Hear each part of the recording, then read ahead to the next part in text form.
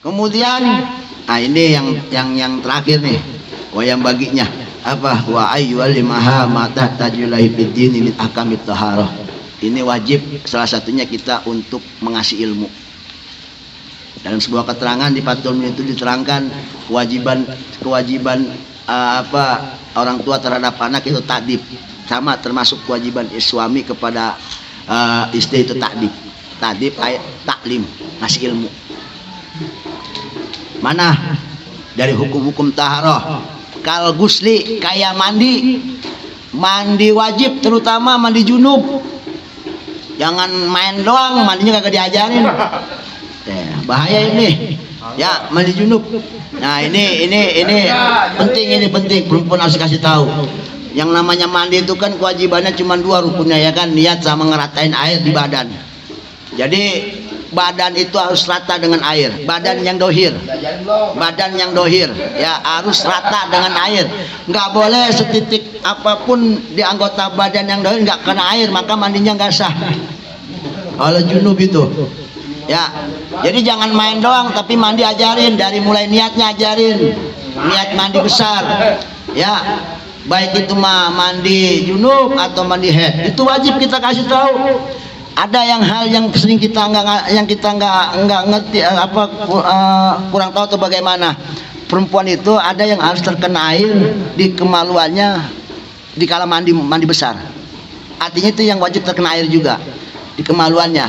Mana? Assalamualaikum teman-teman, berjumpa lagi dengan saya di sini di channel Bang Mo.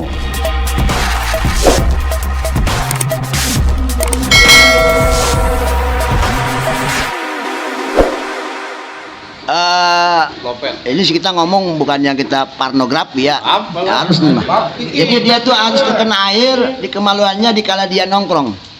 Perempuan nongkrong, nah itu yang kelihatan itu wajib terkena air. Yang megar ya, Ya pokoknya yang kebuka, yang kelihatan itu yang terkena air. Ya, umpama kata dirinya, yang mana sih bang? Udah lu nongkrong lu ngaca di situ dah. Lu nongkrong lu kacain, nah itu yang kena air. Nah itu harus. Itu penting itu ya, awas. Kemudian kalau perempuan yang pakai cutek, hilangin dulu cuteknya, nggak usah mandinya ya, di kuku cutek apa namanya. Itu yang nongkrong kelihatan ini. Nah, itu harus kena air itu. Salah satunya yang wajib terbasuh dengan air. Itu ya. Kemudian mandinya baik dari haid jinabah, dari haid sama. Mandi haid, mandi jinabah ya sama, caranya seperti itu, cuma niatnya aja beda. Wakal wudu termasuk daripada toharo, bab wudunya kasih tahu.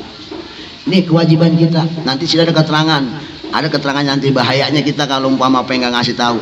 Taklim namanya ngasih ilmu. Jadi ada nafkah. Jadi kesimpulan gini, nafkah seorang suami kepada istri itu ada 2. Ada nafkah ya dohir, sandang pangan papan itu, ada nafkah batin ilmu. Bukan hanya nafkah batin seksualnya aja, ilmu itu termasuk. Bedanya ilmu dengan nafkah maunah apa namanya, biaya. Bedanya begini, kalau perempuan ridho enggak dikasih nafkah makan, maka kita terbebas dari dosa kewajiban. Tapi kalau ilmu itu nggak ada yang namanya ridho-ridhoan. Udah bang, saya mah nggak apa-apa, nggak diajarin dulu juga. Itu nggak bakal hilang kewajiban, tetap masih ada. Itu bedanya di situ.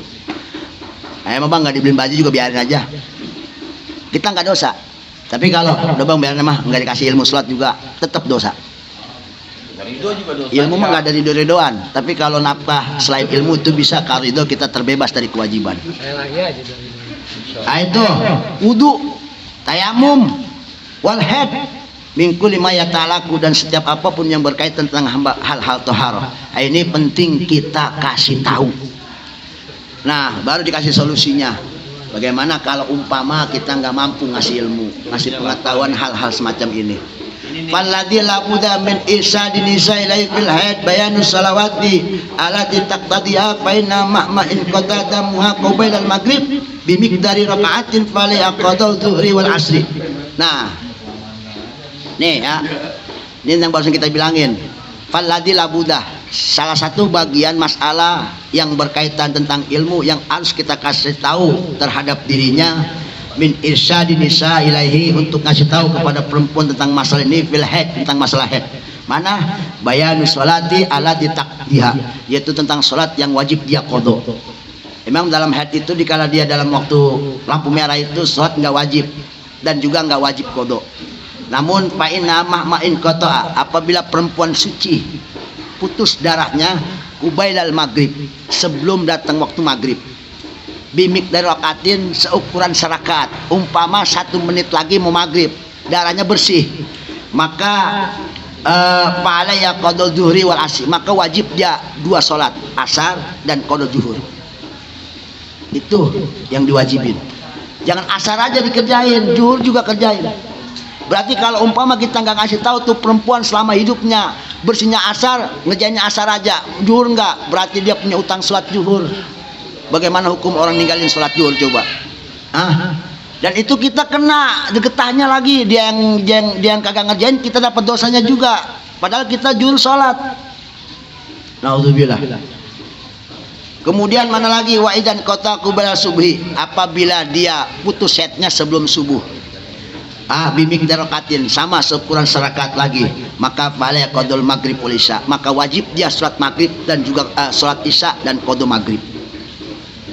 Bilangin ya, ngasih tahu ini bahaya. Nanti ada keterangan wa ada kalau mayura inisa, ini paling minim-minimnya kita menjaga istri kita. Kata pilihnya bagaimana dalam kitab Ihya Ulumuddin, keterangan daripada Imamul Ghazali.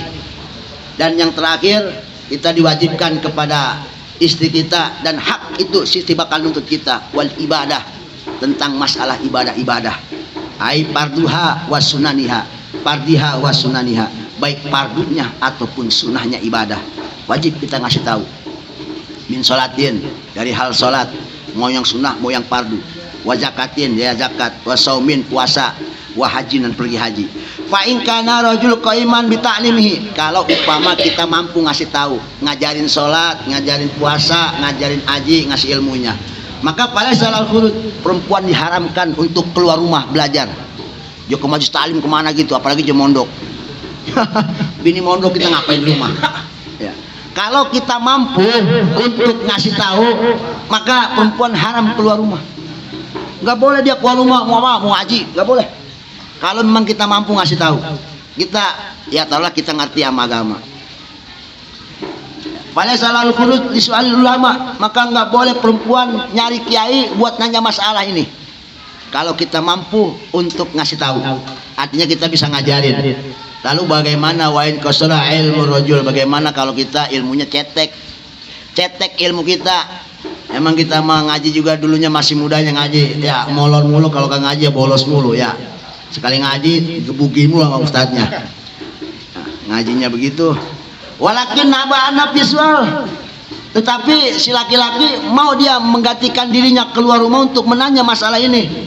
Umpama dijawabin mufti untuk nyari kiai ngajarin sholat, neng jangan ngaji, abang yang ngaji, ntar abang pulang ngaji, ntar abang terangin apa yang terangin kiai. Nah, itu begitu.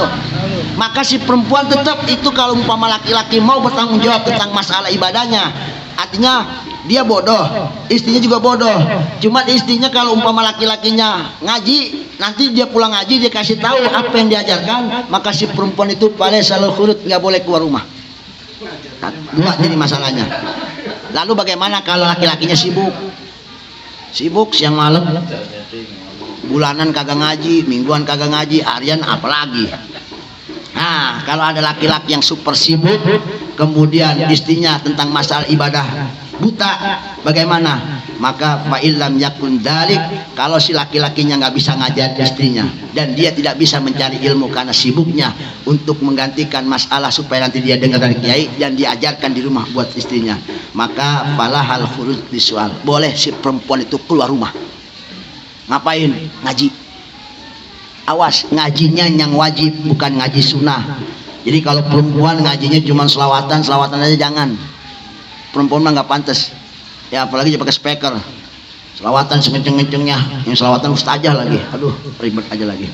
Bal alaiha dzalik, bahkan hukumnya wajib kepada perempuan untuk keluar rumah nyari kiai, ngaji.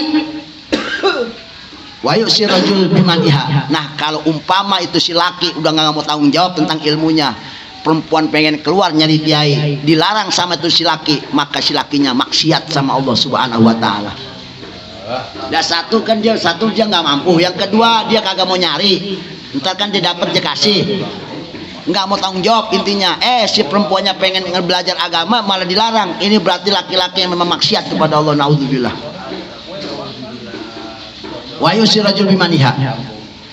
Kemudian wa mahma ta'allamat ma huwa minal farid alaiha. Kalau umpama si perempuan udah dapat ilmu yang wajib terhadap dirinya, salah antukhrija ila majlis ilmi ila biridha, maka si perempuan enggak boleh keluar rumah ngaji kalau bukan karena izin dari suami. Umpama kebetulan nih kita ya syukur-syukur dapat istri ustazah, kan ngajinya udah bisa, paling enggak dia santri aja bulan Yadin. Umpama ini mah dapat istri umpama ustazah, artinya ngerti agama. Dikala dia pengen keluar rumah nyari ilmu lagi, maka tidak diperbolehkan kecuali dengan izin suami, karena dia udah ngerti. Nggak ada alasan dia keluar mau ngapain. Kalau saya mau ngaji, ente udah bisa ngaji, ente udah bisa sholat, udah ngerti anu, mau ngapain? Mata si perempuan kalau keluar ke majlis talim, ke majlis ibu-ibu al khairat, apa ke musola masjid mana, ya kan? Maka harus izin daripada suami. Padahal ngaji ibadah, tapi izin sama suami. Ini pentingnya hal masalah ini yang harus kita tanamkan terhadap jati diri istri kita. Paham ini ya? Itu solusinya. Solusinya kayak begitu.